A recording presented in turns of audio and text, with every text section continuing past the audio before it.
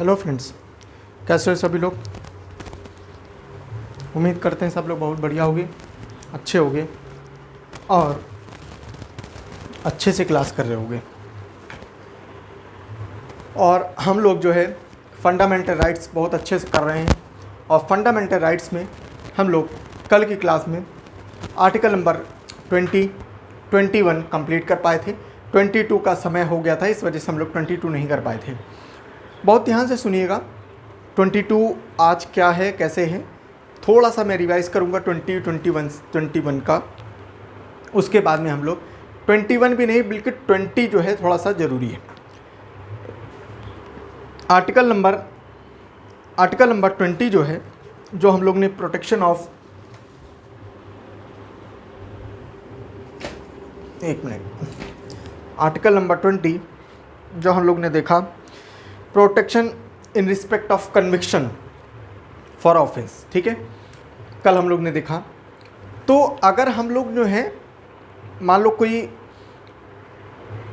आरोप करते हैं, कोई ऐसा कृत्य करते हैं, कोई ऑफेंस करते हैं, तो उसमें जो है उसके में जो ऑफेंस कर दिया, बहुत ध्यान से सुनिएगा। आर्टिकल जो 20 है, आर्टिकल 20 क्या कहता है कि जब आपने कोई अपराध कर दिया और करने के बाद में वो आप कन्विक्टेड हो गए, तो उसमें जो है उसके बाद में आपको ये प्रोटेक्शन देता है आर्टिकल नंबर 20। और हमने बताया था आर्टिकल नंबर 20 में जब आपको कन्विक्शन होता है तो कन्विक्शन के दौरान आपको जो है कोई प्रकार का आपके साथ में भेदभाव ना हो, ठीक है, और आपके साथ में कोई गलत चीज़ ना हो, उसके अगेंस्ट में आपको प्रोटेक्शन देता है। जैसे हम लोग ने एक्स पोस्ट फैक्टो लॉ के बारे में देखा। एक्स पोस्ट फैक्टो लॉ मतलब क्या होता है ना, मतलब क्या है कि जब आपने कोई कृत्य किया है, कोई अपराध किया है, क्या उस समय उस अपराध के लिए कोई ऐसा कानून था जो अपराध मानता हो। क्लियर है। अगर नहीं था तो आप बच जाओगे। अगर आप उस समय कृत्य था या अपराध था तभी आप उसको दंड मिलेगा आपको, ठीक है। दूसरी बात, डबल जियोपार्डी के बारे में बात करता है। डबल जियोपार्डी मतलब एक कृत्य के लिए आपको 2 बार पनिशमेंट नहीं मिल सकती।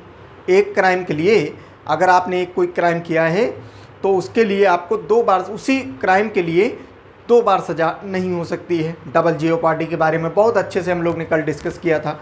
फिर उसके बाद में सेल्फ इनकार्नेशन के लिए जो है ये प्रिवेंशन देता है। सेल्फ इनकार्नेशन के माने होता है कि आपके खुद की गवाही देने के लिए कोई भी आपको जो है मजबूर नहीं कर सकता, ठीक है। आप अपनी स्वेच्छा से आप अपनी गवाही दे सकते हो, ठीक है, आपको मजबूर नहीं किया जा सकता, ठीक है।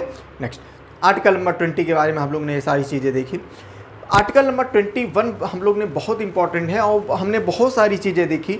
लाइफ एंड पर्सनल लिबर्टी के बारे में इसमें बात होती है और हमने देखा कि कैसे कैसे इसमें जो है सुप्रीम कोर्ट का जो केस आया मेनका गांधी वाला, ठीक है, और उस मेनका गांधी के केस में सुप्रीम कोर्ट ने हमारे जो अधिकार हैं आर्टिकल नंबर 21 के तहत करीब 35 अधिकार के बारे में जिक्र किया था।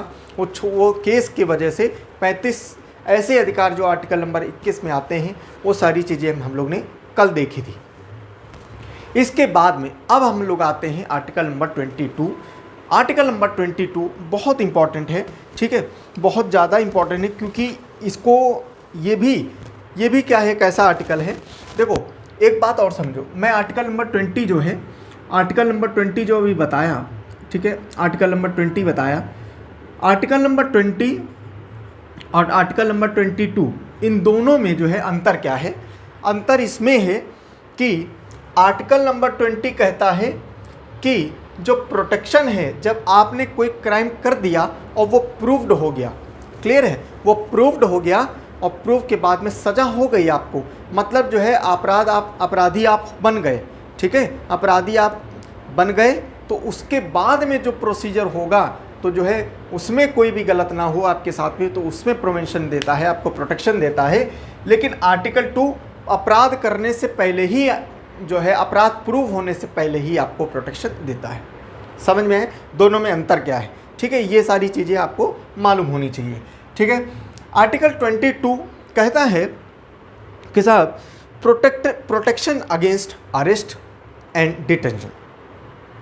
आपके जो अरेस्टिंग है, ठीक है, अब देखो अरेस्टिंग जो होती है तो ये कोई ज़रूरी नहीं कि आपके मतलब कोई क्राइम जो है आपने करा और आपका क्राइम प्रूव हो गया, है ना। अरेस्टिंग तो क्या है भाई, आपने मान लो क्राइम किया या नहीं किया, ठीक है, कोई सिंपली जाके एफआईआर लिखाता है और पुलिस आती है, आपको अरेस्ट कर लेती है, ठीक है। और अरेस्ट भी करती है, अरेस्ट करके पता चला पुलिस चौकी में ले गई, थाने में ले गई, ठीक है, बर्फ़ की सिल्ली पे लटा के जो है मार धमाधम कायदे से जो है भूत बना दिया, ठीक है।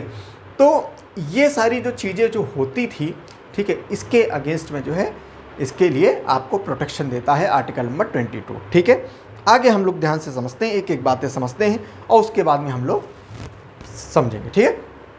Article number 22 grants protection to person who are arrested और डिटेन, जो कि अरेस्ट हो चुके हैं, अरेस्ट हुए हैं, या उसको डिटेन कर रखा है। डिटेन माने उसको थाने में बंद कर रखा है, कस्टडी में ले रखा है, उसको जो है उसके विरुद्ध प्रोटेक्शन देता है।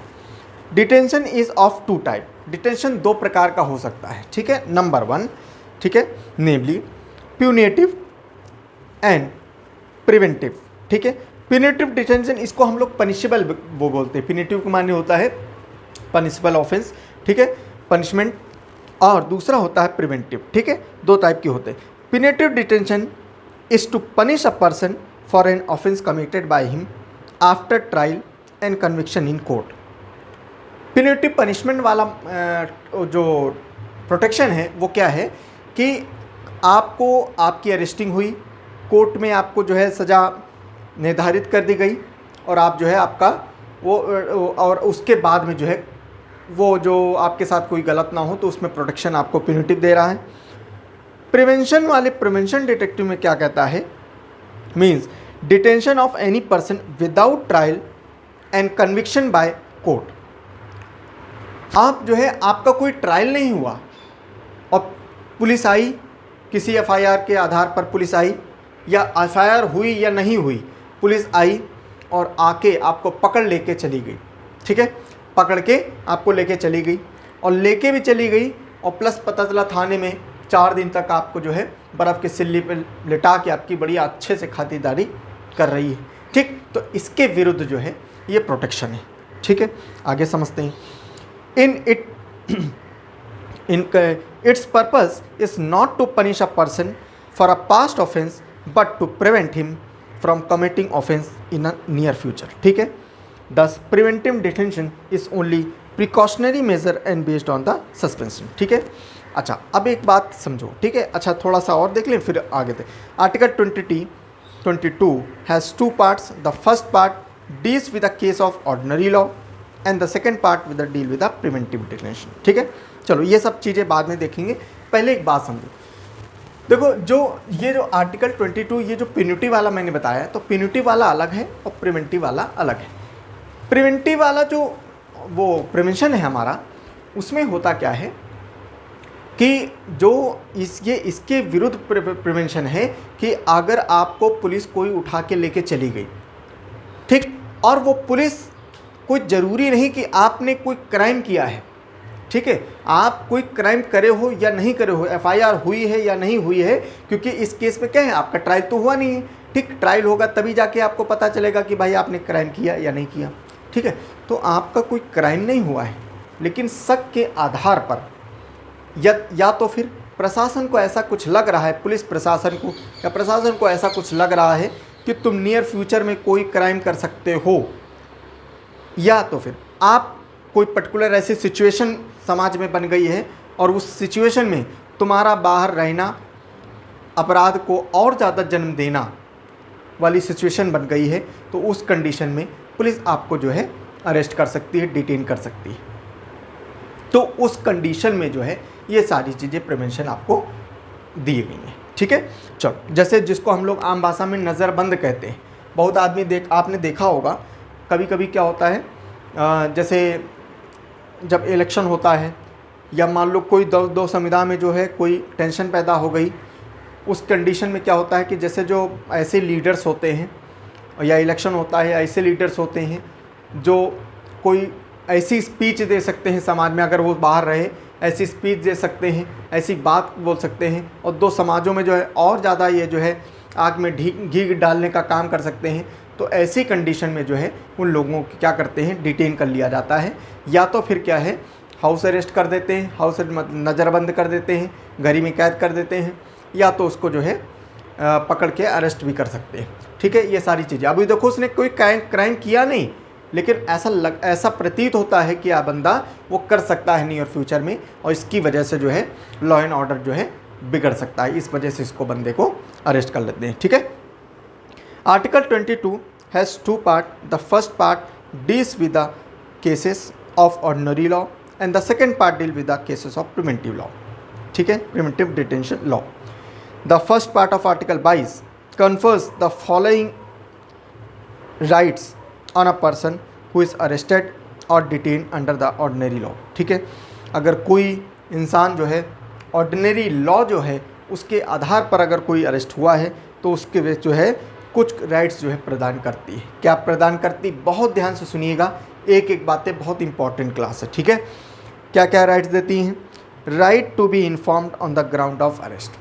सबसे पहली बात, अगर कोई ऑर्डिनरी लॉ पर जो है कोई अरेस्टिंग होती है, ठीक है, ऑर्डिनरी लॉ मतलब बाकायदा एफआईआर हुई है किसी के खिलाफ, एफआईआर हुई, पुलिस आई और पुलिस अरेस्ट कर रही है, या नहीं भी हुई है, पुलिस आई, समान कंडीशन में क्या होता है, पुलिस आई, तो पुलिस आई आपको अरेस्ट करी है और अरेस्ट करके आपको ले गई, ठीक है, कोई बात नहीं, लेकिन ये आपका अधिकार इसके खिलाफ देता है सुप्रीम कोर्ट या हाई कोर्ट या सुप्रीम कोर्ट में आप डायरेक्टली जा सकते हो। हमारे संविधान में आर्टिकल नंबर 22 ये अधिकार देता है कि अगर कोई पुलिस ले गई है आपको पकड़ के, तो आप उससे पूछ सकते हो कि आप किस ग्राउंड में, कौन से आधार पर जो है आप जो है हमको अरेस्ट कर रहे हो। कहते हैं ना जो वारंट मांगना है ना, कभी पुलिस आती है तो आप जो है उससे वारंट मांग सकते हो कि भाई वारंट लाओ, है ना, वारंट लाओ, कौन से धारा के अंतर्गत जो है आप जो है अरेस्टिंग कर रहे हो, ये सारी चीज़ें जो है, तो आप जो है आपका अधिकार है, आप बिल्कुल उनसे ग्राउंड पूछ सकते हो, किस ग्राउंड की किस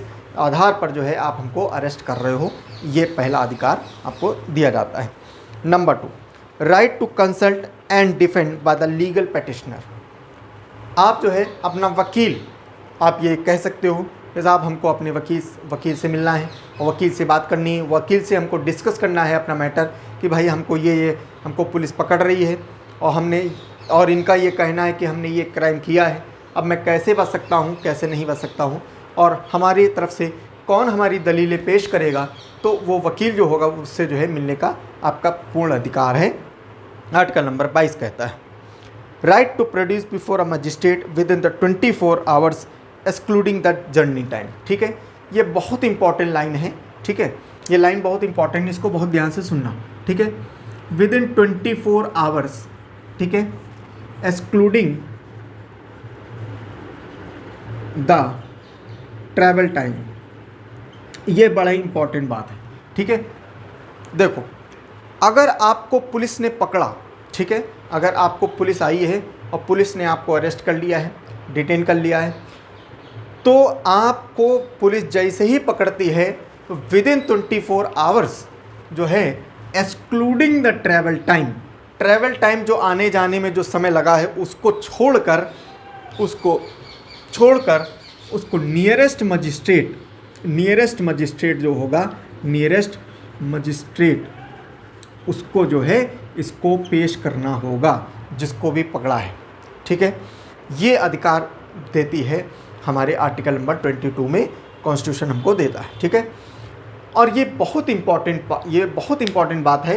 क्या होता है, ये आर्टिकल हमको यही दर्शाता है, इस पॉइंट से हमको यही समझ में आता है कि कोई भी पुलिस ले जाके आपको जो है पता चला वो आपको अरेस्ट करके ले गया और 4 दिन तक जो है कायदे से सुताई कर रहा है आपकी, ठीक, तो वो 4 दिन की सुताई ना हो उसी के लिए जो है ये क्या है, ये आपको प्रोटेक्शन दिया गया है कि नहीं, जैसे ही आप अरेस्ट करोगे, अरेस्ट करते ही 24 घंटे के अंदर एक्सक्लूडिंग द ट्रैवल टाइम आपको नियरेस्ट मजिस्ट्रेट को पेश करना है। ठीक है, आपको जैसे आपने मान लो आज 6 बजे जो है आपने मान लो सवेरे 6 बजे मान लो अरेस्ट कर लिया, ठीक, तो अगली सुबह तक आपको जो है पेश करना है तो करना है, समझ में आए, लेकिन ट्रैवल टाइम को छोड़कर।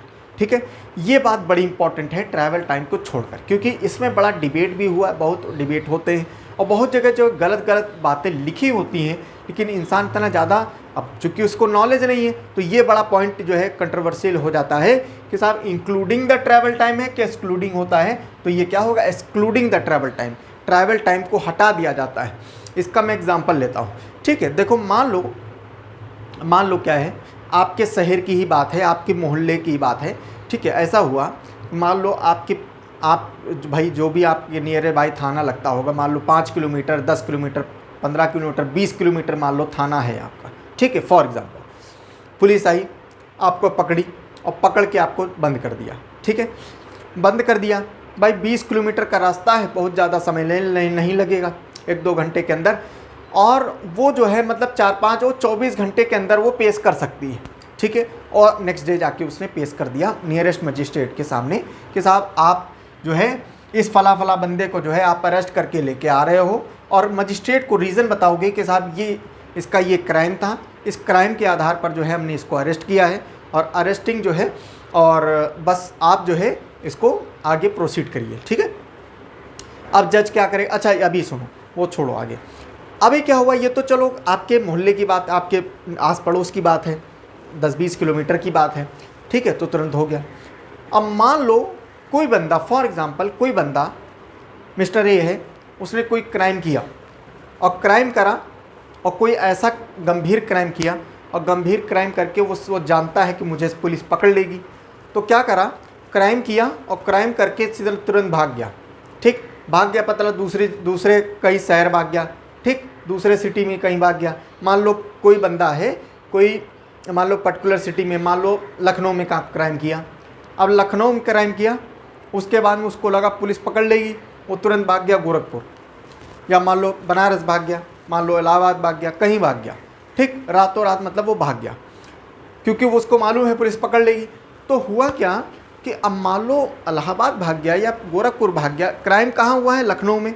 अब भाई अगर पुलिस को, पहली बात तो पुलिस छानबीन करेगी, ठीक है, और मान लो जब उसको मिलेगा बंदा, ठीक है, जब वो बंदा मिला इलाहाबाद में, मान लो भाग गया था, इलाहाबाद में मिल गया, इलाहाबाद में मिला, तो इलाहाबाद से लाने में, या मान लो दूसरे प्रदेश से भाग गया, प्रदेश क्यों ही छोड़ दिया, यूपी में लखनऊ में क्राइम किया, पता चला हिमाचल भाग गया, पता चला जम्मू भाग गया, या कहीं और साउथ में भाग गया, ठीक, आप समझ लो, मान लो साउथ में भाग गया, तमिल में भाग गया, अब तमिल में भाग गया, अब उस तमिल को जब बंदे को पकड़ोगे, अरेस्ट करोगे वहाँ पर तमिल को, अब भाई बात तो क्या कह रहे हैं, 24 घंटे में पेश करना है, लेकिन 24 घंटे में क्या पॉसिबल है उसको पेश करना, नहीं पॉसिबल है। इस वजह से क्या है, इसको जो है पता लगा आने जाने में ही बहुत समय लग गया, ठीक, मान लो 4-5 दिन लग गए आने जाने में, ठीक है, तो आने जाने में इसको जो है वो, तो इसी वजह से एक्सक्लूडिंग जो है होता है, ट्रैवल टाइम को नहीं माना जाता है, ठीक है, एक्सक्लूडिंग ट्रैवल को हटा दिया जाता है। समझ में आया, तो जब पकड़ा है उससे 24 घंटे में आपको पेश करना है, लेकिन ट्रैवल टाइम हटा दिया, क्लियर है, समझ में आया, ठीक। अब जब ट्रैवल, अब क्या होगा, मजिस्ट्रेट के सामने पेश करेंगे, तो मजिस्ट्रेट उस क्राइम को, जिस क्राइम में इसको पकड़ा है, उसको जस्टिफाई करेगा कि साहब हाँ ये ठीक है। अगर ये मजिस्ट्रेट चाहे तो उसको जो है, अगर उसको वैल्यूएबल जो है फैक्ट्स नहीं लगते हैं, उसको लगता है कि ये नहीं, गलत पकड़ लिया इसको, तो मजिस्ट्रेट उसको छोड़ सकता है, ठीक है। अगर उसको लगेगा कि हाँ वैलिड ग्राउंड है जिसकी वजह से उसको पकड़ा गया है, तो मजिस्ट्रेट उसकी कस्टडी जो है कंटिन्यू कर सकता है, उसको जेल भेज सकता है, ठीक है, वो बंदा जेल चला जाएगा। समझ में आया पक्का? तो ये होता है तुम्हारा 24 घंटे वाला नियम, ठीक है। चलो आगे समझो। Right to be released after 24 hours the magistrate authority for the detention, ठीक है, जो अभी मैंने बताया 24 घंटे के बाद में आप मजिस्ट्रेट के पास गए, मजिस्ट्रेट ने जो है अगर वैलिड पॉइंट नहीं लगा तो छोड़ भी सकता है, ठीक है, छोड़ सकता है, और वो छोड़ जाओगे तुम तुरंत, ठीक है। लेकिन अच्छा अब देखो, इसी में अब चूंकि बात चल रही है तो थोड़ी बात और बता दें अंदर की, कि क्या होता है कि जो हमारा कानून होता है, कानून में बहुत सारे लूपहोल्स होते हैं, ठीक है, और लूपहोल्स को ही लेके सारी लड़ाई होती है, ठीक है, सारा युद्ध होता है। देखिए अब जैसे यहीं से मैं अगर बात करूं, मान लो हुआ क्या कि बोला है क्या 24 घंटे में आपको पेश करना है, लेकिन इसमें क्या है कि जैसे मान लो कोई गस्टेड हॉलीडे है, ठीक है, गस्टेड हॉलीडे है, संडे पड़ गया, ठीक, नेशनल हॉलीडे है, कोई ऐसे करके हॉलीडे है या कुछ छुट्टी है, कुछ ऐसी चीज़ है, तो उस कंडीशन में ये 24 घंटे वाला काम नहीं कर रहा है। तो पुलिस वाले क्या करते हैं जनरली, अगर खुन्नस निकालनी होती है, अगर कोई मान लो कोई ऐसी बात होती है, ठीक है, ये क्या करते हैं, ये जानबूझकर ऐसा काम करते हैं क्या कि जैसे मान लो कि जैसे ऐसा हुआ कि 2 गस्टेड हॉलीडे पड़ गए, मान लो 15 अगस्त पड़ा, ठीक है, 15 अगस्त पड़ गया, और इसके बाद में 16 अगस्त को मान लो जन्माष्टमी है, ठीक है, जन्माष्टमी है, 2 गस्टेड छुट्टियां पड़ गई लगातार, ठीक, ऐसे 2 गस्टेड छुट्टियां पड़ गई। अब हुआ क्या, पुलिस, और उसके बाद में मान लो फिर इसके बाद में नेक्स्ट डे 17 को संडे है, 17 को क्या है, संडे, 18 को है मंडे, 18 को मंडे, ठीक। अब बहुत ध्यान से सुनिए, पुलिस जानबूझ कर ऐसा काम करती है, क्या करेगी, उसको 14 तारीख को 14 अगस्त को जो है क्या करेगी, अरेस्ट करेगी, रात में उसको अरेस्ट करेगी 7-8 बजे के बाद, ठीक। और रात में अरेस्ट करने के बाद खुन्नस निकालना है तो, ठीक है, वैसे जनरली नहीं, लेकिन खुन्नस निकालना तो क्या करेगी, इसको अरेस्ट करेगी, ठीक। अरेस्ट करने के बाद में थाने में लेके आएगी, सेवा पानी करेगी, रात का डिनर देगी, ठीक है, और डिनर देने के बाद में फिर रात में फिर समय समय पर डिनर देती रहेगी, ठीक है, रात भर खूब सेवा करेगी। उसके बाद फिर जैसे ही अब नेक्स्ट डे आया 15 अगस्त में जो है झंडारोहण होगा, झंडारोहण के बाद में उसको लड्डू खिलाएगी, ठीक है, फिर उसके बाद पूरा दिन जो है समय समय पर उसको लड्डू और मॉर्निंग का ब्रेकफास्ट और लंच वन सब जो है सब ये देती रहेगी, ठीक है, फिर डिनर होगा फिर रात में, ठीक, फिर रात में इसको डिनर देगी, फिर उसके बाद में 16 को फिर छुट्टी, 16 को फिर इसको मॉर्निंग में जो है भाई जिम्मेदारी बनती है ना, फिर इसको डिनर देगी, मतलब जो है कंटिन्यूस, देखो पूरी रात, 14 की रात, 15 पूरा, फिर 16, फिर 17 की रात, 18 की सुबह तक इसको कायदे से जो है बर्फ़ की सिल्ली पे लिटा के बढ़िया उसको डिनर, ब्रेकफास्ट, लंच, सारी व्यवस्था जो है उसको देते रहे, समझे। तो जानबूझ के ऐसा पुलिस करती, क्योंकि लो पोल है, ठीक। अब क्या हुआ कि इसको अरेस्ट करके उसके बाद में इसकी पेश कब करेगा, 18 तारीख को, 18 तारीख को इसमें पेशी इसकी करेगा, ठीक है, ताकि जो है मजिस्ट्रेट सामने जाएगा, मजिस्ट्रेट साहब ये है, ये फला बंदे हैं, इन्होंने ये क्राइम किया था जिसकी वजह से इनको अरेस्ट किया है। अब मैंने आपको कल बताया था ये बात, चाहे जितना मारे हों, ठीक है, चाहे जितना मारे हों पुलिस वाले, लेकिन मान लो इन्हें क्राइम किया है, कोई भी क्राइम किया हो, छोटा किया हो, बड़ा किया हो, क्राइम तो क्राइम होता है। मान लो कोई चोरी वोरी कर ली हो, ठीक है, चोरी कर ली हो, लड़ाई झगड़े कर लिए हो कोई, अब भैया क्या हुआ कि सेकंड पार्टी से दबाव था, इनको अरेस्ट कर लिया 14 तारीख को, 4 दिन की इनकी खूब सेवा करी। उसके बाद में जब ये 5वें दिन जब ये अरेस्ट वहाँ गए मजिस्ट्रेट के सामने, और मजिस्ट्रेट के सामने इनकी हिम्मत नहीं, कह सकते हैं मजिस्ट्रेट यहाँ पर दोनों लोग से खबर ले सकता है, ठीक है, क्वेश्चन कर सकता है पुलिस से भी कि ये बताओ कि जब ये 4 दिन का ये गैप था तो तुमने इनको जो है अरेस्ट क्यों किया, ठीक है, अरेस्ट क्यों किया, तुमको मालूम है कि 24 घंटे वाला जो टेन्योर होता है उसको जो है, तो आपने इसको 4 दिन तक इसकी कस्टडी क्यों रखी, इसको क्यों डिटेन करके रखा, मजिस्ट्रेट कह सकता है, ठीक है, पूछ सकता है, और इनको जवाब देना होगा, ठीक। और इनसे भी जो है ये भी अपना दुख दर्द बता सकते हैं कि साहब हमको कोई प्रकार की समस्या नहीं हुई, 4 दिन बस खाली एक ही काम हुआ है, 4 दिन तक जो है बर्फ़ की सिल्ली पे लिटा के खूब सेवा पानी करी गई है, ठीक। लेकिन वो नहीं कहेगा, ठीक है, क्योंकि वो जानता है, क्योंकि मजिस्ट्रेट साहब के पास आए हैं कितने, 1 घंटे के लिए, मैक्सिमम 1 घंटे के लिए मान लो आए हैं, उसकी कस्टडी में, कोर्ट में ये सब रहेंगे 1 घंटे में। उसके बाद में कहाँ, अभी तक पहले कस्टडी में थे तब अच्छे से खूब खिलाया पिलाया, उसके बाद में फिर अब उसके बाद में चूँकि क्राइम किया है, और क्राइम किया है तो मतलब मजिस्ट्रेट क्या करेगा, उसको आगे बढ़ा देगा, जेल भेज देगा, और जेल में भी क्या है पुलिस वाले, और वहाँ पर भी जो है खूब अच्छे से सेवा हुई। तो अगर मैंने ये कह दिया कि इन्होंने हमको हमारी खूब सेवा करी तो फिर आगे भी सेवा मिलेगी, ठीक। इस वजह से वहाँ पर वो नहीं बोलेगा, वो नहीं बोलता है जनरली, ठीक है। अगर हालांकि ऐसा नहीं है, अगर ये गलत है, आप मार नहीं सकते हो ऐसे करके, ठीक है, आप ऐसे मार नहीं सकते हो इसको, तो अगर ये कह देगा, अगर ये अपनी बात बताएगा, ठीक है, मजाक वाली बात अलग है, लेकिन यहाँ पर क्या है, यहाँ पर अगर ये मिस्टर ए ने बता दिया कि साहब हमको बहुत मारा है, ठीक है, तो यहाँ पर एक्शन लिया जा सकता है, ठीक है, मजिस्ट्रेट एक्शन ले सकता है, ठीक है, पूरी मेडिकल जांच और सारी चीज़ सब कुछ हो सकती है, बहुत दिक्कत में आ जाएगी पुलिस, ठीक है। लेकिन जनरली क्या होता है वो आप सबको मालूम है, ठीक है, जो मैंने आपको नरेट किया है स्टोरी, ठीक, ये सारी चीज़ें होती हैं। क्लियर है? चलो आगे समझते हैं। फिर आता है right to release after 24 hours unless the magistrate authorities for the detention, ठीक है, ये सारी चीज़ें मैं बता ही चुका हूँ। These safeguards are not available to the enemy aliens, ठीक है। अच्छा ये बात इंपॉर्टेंट है, ये जितनी भी हमारे जो सेफगार्ड हैं आर्टिकल 22 वाले, तो एनिमी एलियंस को भी देखो, इंडियंस को भी ये लागू है इसके ऊपर और फॉरेनर्स के ऊपर लागू है, लेकिन एनिमी एलियंस के ऊपर लागू नहीं है। एनिमी एलियंस माने, एलियन माने होता है फॉरेनर, ठीक है, लेकिन एनिमी एलियन माने होता है वो देश के लोग जो जिससे हमारे संबंध अच्छे नहीं हैं, जिससे हमारी कोई वार चल रही है या कभी फ्यूचर में वार, जैसे पाकिस्तान का अगर कोई बंदा है वो ऐसा कोई क्राइम करता है, ठीक है, और या नहीं भी करता, पुलिस उसको डिटेन कर लेती है, तो उसको जो है 24 घंटे चाहे रखे चाहे 50 घंटे रखे, ठीक है, और ले जाए, उसके बाद में मजिस्ट्रेट जो है उसको तो भैया सीधे जेले भेजेगा, ठीक है, अगर कोई काम, क्योंकि भाई वो एनिमी एलियन है, हो सकता है कि वो जासूसी करने आया हो, बहुत सारी चीज़ें हैं, ठीक है।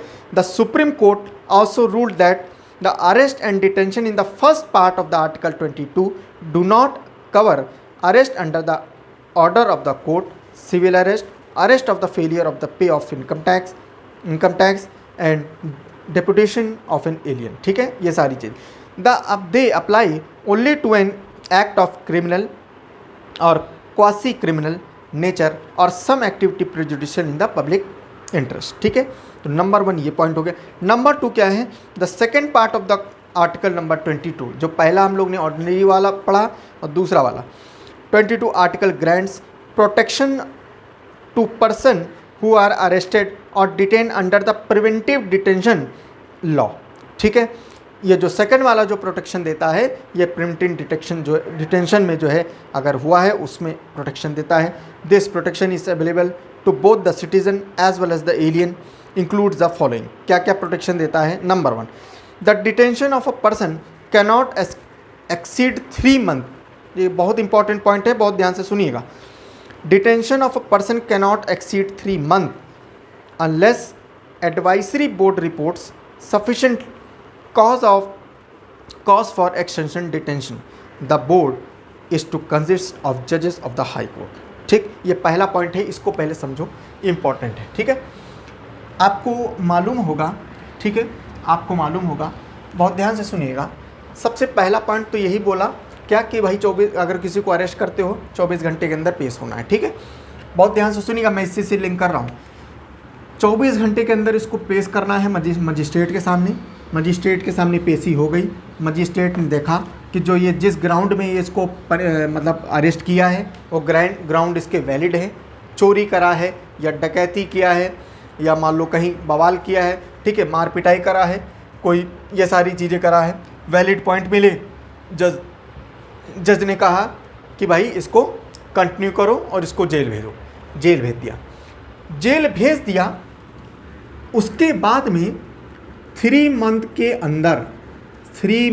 अंदर बहुत ध्यान से सुनिएगा, विद इन 3 मंथ जो है पुलिस को क्या करना होगा, इसके खिलाफ जो है चार्जशीट बनानी होगी, ठीक है, चार्जशीट तैयार करके पेश करनी होगी कोर्ट में, ठीक है। क्या करना पड़ेगा? चार्जशीट पेश करनी होगी 90 दिन के अंदर, माने 3 महीने के अंदर जो है चार्जशीट बना के उसको पेश करना होगा, ठीक है, कि भाई इसके अगेंस्ट में क्या क्या चार्जेस फ्रेम करे जा रहे हैं, ठीक, क्या क्या इसने क्राइम किया है, लड़ाई किया है, डकैती किया रहा है, लड़की छेड़ा है, रेप है, मर्डर है, ठीक है, क्या है, ठीक है, डाउरी डेथ है, क्या है, तो वो 90 दिन के अंदर जो है इसकी चार्जशीट बना के कोर्ट में पेश करना होगा, ठीक है। अगर, और ये टाइम लाइन दे रखा है, अगर 90 दिन के अंदर माने 3 महीने के अंदर अगर चार्जशीट पुलिस ने नहीं पेश करी तो ऑटोमेटिकली ये नियम है कि 3 महीने से ज़्यादा इसकी अरेस्टिंग नहीं हो सकती, मतलब इसको डिटेन नहीं किया जा सकता। 3 महीने के बाद वो ऑटोमेटिकली छोड़ दिया जाएगा, ठीक है। 3 महीने के अलावा अगर आपको एक्स्ट्रा रखना है, चार्जशीट प्रोड्यूस करो।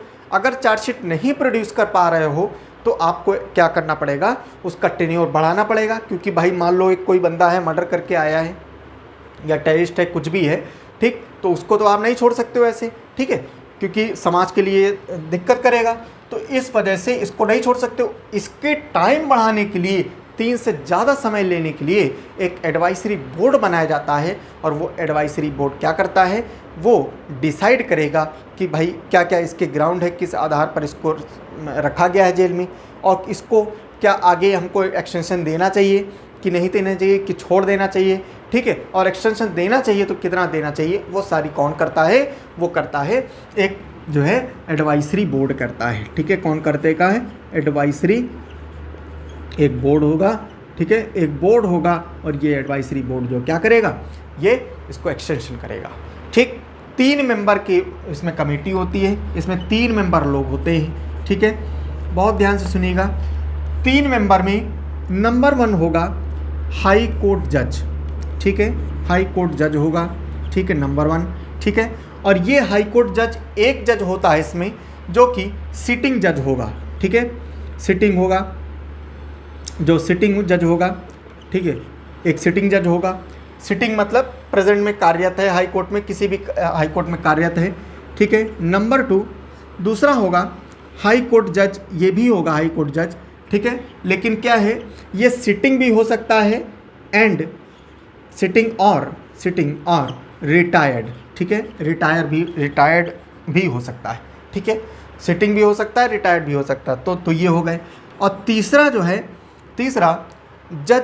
तीसरा जो मेंबर होता है वो जज नहीं होता है, लेकिन ऐसा बंदा रखा जाता है जो जिसके पास एलिजिबिलिटी, ठीक है,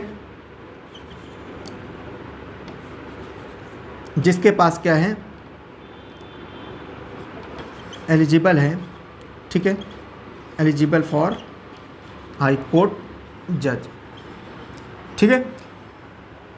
तीसरा बंदा वो होगा जो कि एलिजिबल हो हाई कोर्ट जज बनने के लिए, ठीक है, ऐसा कोई बंदा जो एलिजिबल हो हाई कोर्ट जज बनने के लिए, उसको भी जो है ये रखा जाता है। तो 3 मेंबर की कमेटी होती है। इस कमेटी के पास में, एडवाइजरी बोर्ड के पास में ये जो है मामला जाएगा, वो लोग डिसाइड करेंगे क्या इसको एक्सटेंड करना है कि नहीं करना है तो कितना करना है, ये डिसाइड करेगा, और डिसाइड करने के बाद में इसको एक्सटेंड कर दिया जाता है। समझ में आया, ठीक है, ये सिंपल सा प्रोसेस होता है। लेकिन आपको मैं एक बात बताऊं, एक मैटर हुआ था, उस मैटर में जब इंदिरा गांधी की सरकार थी, ठीक है, इंदिरा गांधी की सरकार के समय ही जो है ये मैटर हुआ था, ठीक है। इंदिरा गांधी सरकार के बाद में फिर जो है एक सरकार जो बनी मोरारजी देसाई वाली, ठीक है, और उसमें क्या हुआ कि ये टाइम जो है 3 महीने को घटा के 2 महीना कर दिया गया था, लेकिन वो अमेंडमेंट आज तक लागू नहीं हुआ। इसका मतलब कह सकते हैं कि ये जो 3 महीने वाला प्रोसेस है वो आज भी 3 महीना वाला ही चल रहा है। आज भी आपके साथ में अगर कोई घटना हो जाती है, आपने देखा होगा कोई घटना घटित हो जाती है तो क्या बोलता है कि 3 महीने के अंदर चार्जशीट प्रोड्यूस करना है, 3 महीने तक उसको आप रख सकते हो, उसके बाद में नहीं। हालांकि जनरली होता नहीं है, पुलिस लेट भी करती है और वो कंटिन्यू भी करता है, वो जेल से छूट ही नहीं पाता, जब तक वो बेल नहीं लेगा तब तक वो छूट नहीं पाता है। समझ में है? नेक्स्ट, ठीक है, आगे समझते हैं। The ground of detention should be communicated to the detenu. Detenu मतलब वो, डिटेनू माने वो बंदा जिसको डिटेन किया है, ठीक है, और भाई इसको जेल भेज दिया, और जेल भेजने के बाद इसको बताओगे भाई कौन कौन से तुम्हारे जो है कौन कौन से ग्राउंड है जिसके आधार पर तुमको जो है जेल में डाला गया है, तो उसको भी आपको बताना पड़ेगा, ठीक है, ये बताना पड़ेगा। उसके बाद में however the fact considered to be against the public interest need not to be disclose, ठीक है, और कुछ ऐसे जो चीज़ें हैं जो पब्लिक इंटरेस्ट में ऐसे फैक्ट होंगे वो बताने की ज़रूरत नहीं होती, ठीक है। अगर कोई ऐसे फैक्ट हैं, the detenu should be afforded an opportunity to make the representation against the detention order. और जो डिटेनू है मतलब जिसको पकड़ा है, ठीक है, मुजरिम है, तथाकथित मुजरिम, क्योंकि मुजरिम अभी डिसाइडेड नहीं है, ठीक है, जब तक प्रूव नहीं हो जाता, ठीक है, तो वो बंदा डिटेन के अगेंस्ट में जो है अपना लॉयर करने के लिए जो है वो स्वतंत्र है, अपना लॉयर कर सकता है, ठीक है, अपनी बात अपनी जो लॉयर के माध्यम से रख सकता है, ठीक है, कोर्ट के सामने। Article 22 also authorise the parliament to prescribe number 1 circumstantial and the classes of case in which the person can be. ये सब चीज़ें इंपॉर्टेंट नहीं है, ये सब हटा दो, ये सब इतना इंपॉर्टेंट नहीं, ठीक है।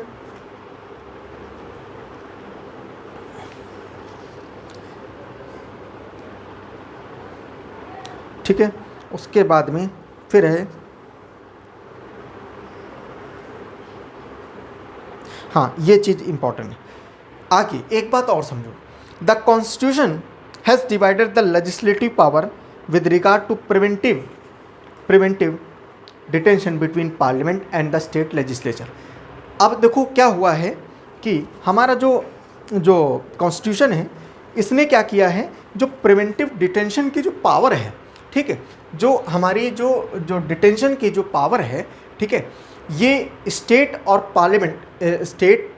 पार्लियामेंट जो है, पार्लियामेंट या स्टेट लेजिस्लेचर, इन दोनों को शक्ति दे रखा है, ठीक है, कि आप लोग अपने अपने लेवल पर डिटेंशन के लिए आप लोग कानून बना सकते हो, ठीक है। लेकिन कुछ ऐसे कानून हैं जिसमें पार्लियामेंट जो है उसको सोल प्रोप्राइटरी है, ठीक है, मतलब उसको जो है ज़्यादा पावर दी है कि जैसे वो कौन कौन से मैटर हैं, जैसे क्या हो गया, जैसे तुम्हारा सिक्योरिटी की बात हो, ठीक है, नेशनल सिक्योरिटी की बात हो, ठीक है, फॉरेन अफेयर्स की बात हो, ठीक है, फॉरेन जो है अफेयर्स की बात हो, उसमें आप कर सकते हो, ठीक है, या कोई डिफेंस से रिलेटेड मैटर हो तो डिफेंस के रिलेटेड में भी आप जो है नेशनल, वो फिर पार्लियामेंट ही कानून बनाएगा, उसमें स्टेट नहीं बना सकता।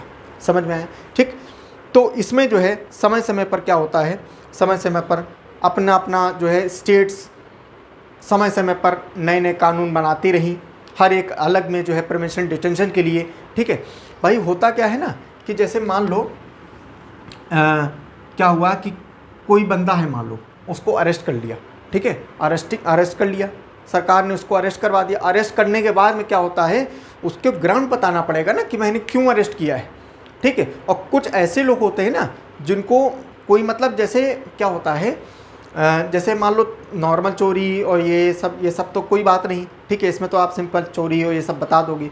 और मैंने आपको कल बताया था कि आर्टिकल नंबर 22 कहता है क्या, कि आप जो है अगर कोई भी क्राइम अगर कर रहे हो, अगर आपने कोई क्राइम किया और उस समय क्या संविधान में क्या ये मतलब ये क्राइम निर्धारित है कि नहीं है, ठीक है, ये मैटर करता है। तो अगर मान लो आपने कोई कितना बड़ा भी क्राइम कर दिया, अगर संविधान में वो है ही नहीं तो फिर क्राइम मतलब ही नहीं हुआ, तब तो आप छूट ही जाओगे। इस वजह से सरकार क्या करती है, समय समय पर कोई ऐसे कानून बनाया करती है कि अगर कोई ऐसा कोई कानून को तोड़ता है, कोई ऐसा क्राइम करता है, तो उसमें जो है उसके ऊपर अगेंस्ट में एक्शन होगा और उसको डिटेन कर लिया जाएगा, ठीक है। जैसे समय समय पर कौन कौन से कानून बनाए गए हैं, preventive detention loss made by the parliament, कौन कौन से बनाए गए हैं। नंबर 1 जैसे क्या, प्रिवेंटिव डिटेंशन एक्ट 1950 में जो है ये प्रिवेंटिव डिटेंशन एक्ट बनाया गया था, ठीक है। बाद में क्या हुआ, इसको समाप्त कर दिया 1969 में, ठीक है। Next, maintenance of internal security act, Misa जिसको नाम से कहते हैं, मीसा, ये जो है 1971 में बनाया गया था, लेकिन बाद में जो है ये रिपील कर दिया, रिपील मतलब हटा दिया गया 1978 में। Conservation of foreign exchange and prevention of smuggling smuggling activity act, जिसको हम लोग कॉफ़ी पोसा कहते हैं, 1974 में बनाया गया और ये आज भी चल रहा है, ठीक है। इसमें भी जो है बहुत अरेस्टिंग होती हैं, ठीक है। नेशनल सिक्योरिटी एक्ट, जिसको हम लोग नासा बोलते हैं, ठीक है, 1980 में बना था और चलता है अभी भी। Prevention of black marketing and maintenance of supplies of essential communities act, जिसको हम लोग PBMSECA बोलते हैं, 1980 में जो है ये लागू हुआ था। Terrorist and disruptive activities prevention act, जिसको हम लोग टाडा कहते हैं, ठीक है, संजय दत्त वाला टाडा, 1985, लेकिन जो है इतना ख़तरनाक हुआ करता था जिसको हटा दिया गया उसमें टाडा को जो है कब हटाया गया, इसको हटाया गया 1995 में, इसको हटा दिया गया। Prevention of illicit traffic in narcotics drugs psychotropic substance act ठीक है, इसको भी जो है ये लागू है 1988 में। और प्रिवेंशन ऑफ टेररिस्ट एक्ट पोटा 2002 में आया, लेकिन 2004 में इसको हटा दिया गया है। ठीक है, unlawful activities prevention act UAPA 1967 में, और इसको जो है ये इतना ज़बरदस्त ये एक्ट है कि इसको हटाया नहीं गया, इसको अमेंड किया गया है बार बार। 2004 में किया गया अमेंड, 2008 में किया गया, 2012 में किया गया, 2019 में किया गया है। ठीक है, तो ये सारी चीज़ें हैं। It is unfortunate to know that no democratic country in the world. अच्छा, ये सात बातें जो है क्या है कि भाई इसमें बोला है कि USA से हम लोग ने जो फंडामेंटल राइट का सिस्टम लिया है, लेकिन पूरी दुनिया में जो भी डेमोक्रेटिक कंट्री हैं तो उन डेमोक्रेटिक के पास में चाहे जितनी राइट हों, लेकिन ये सब डिटेंशन, प्रोटेक्शन